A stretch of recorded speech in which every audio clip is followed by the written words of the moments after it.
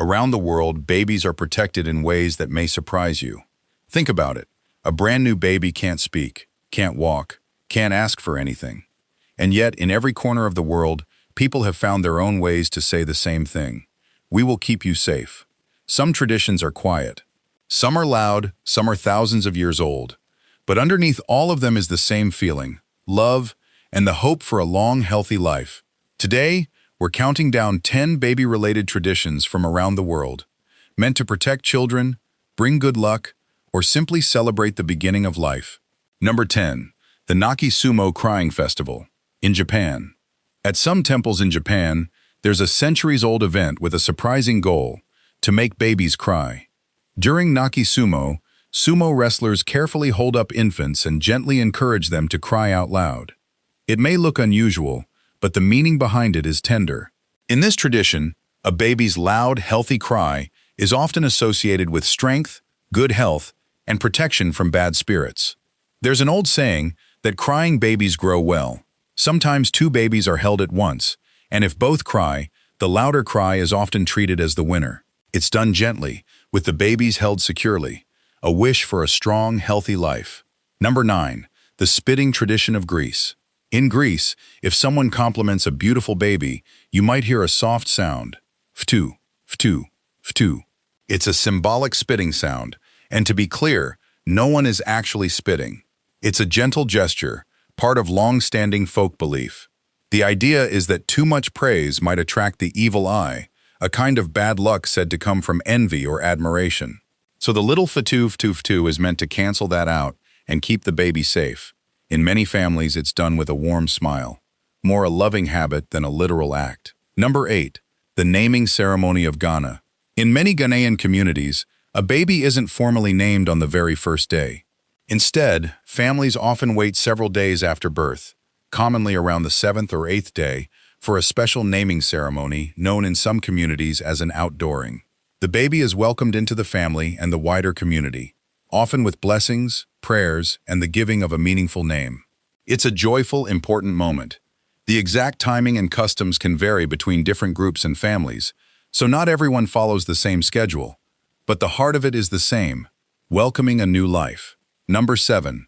Outdoor baby naps in Scandinavia. Here's one that surprises a lot of people. In countries like Sweden, Norway, and Finland, some parents let their babies nap outside in a stroller, even in cold weather. To visitors, it can look astonishing, but it's a known cultural practice, and many parents believe the fresh, crisp air helps babies sleep more deeply and stay healthy. It's done carefully, not recklessly. Babies are dressed warmly, checked on, and kept out of harsh conditions. For many families in the region, an outdoor nap is simply a normal, trusted part of daily life. Number 6. The first haircut ceremony in Mongolia.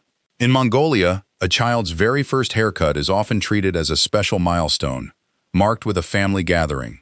Rather than one person doing it quickly, family members and close friends may each take a turn cutting a small piece of hair.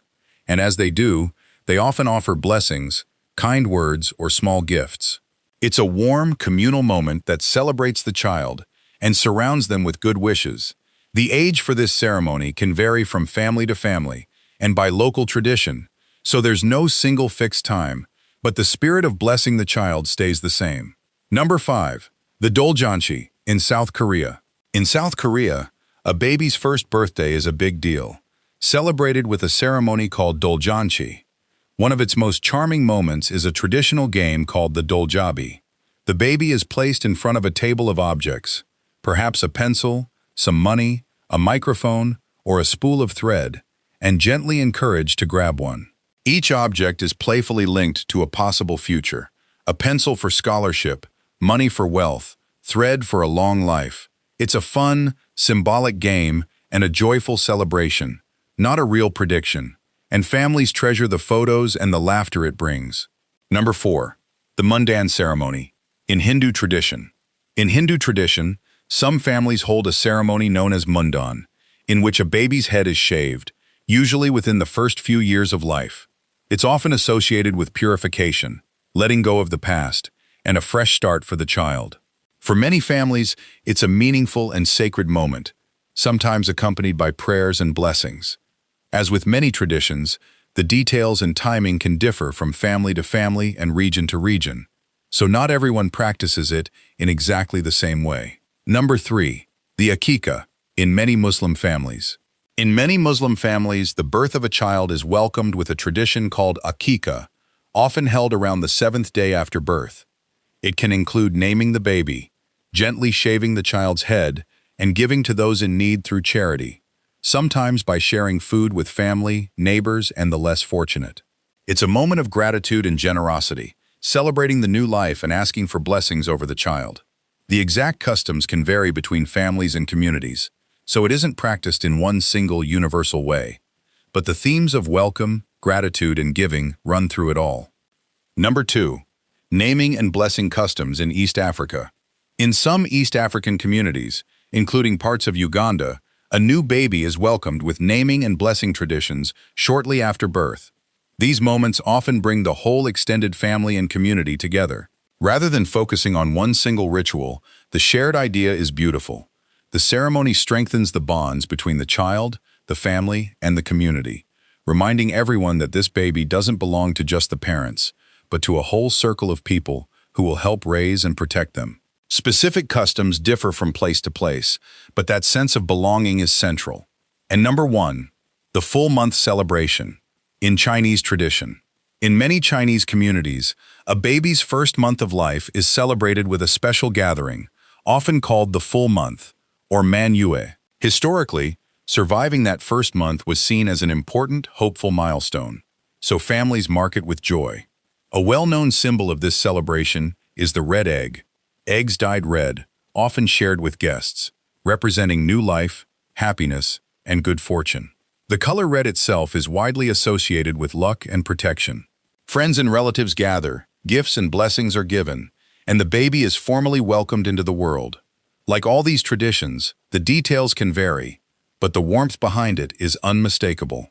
So there you have it, 10 traditions from 10 corners of the world. Every culture, in its own language and its own way, has found a way to look at a brand new baby and say, "We see you, we're glad you're here, and we will protect you." Thanks for watching, and if this reminded you of a tradition from your own family, share it in the comments. We'd love to hear it.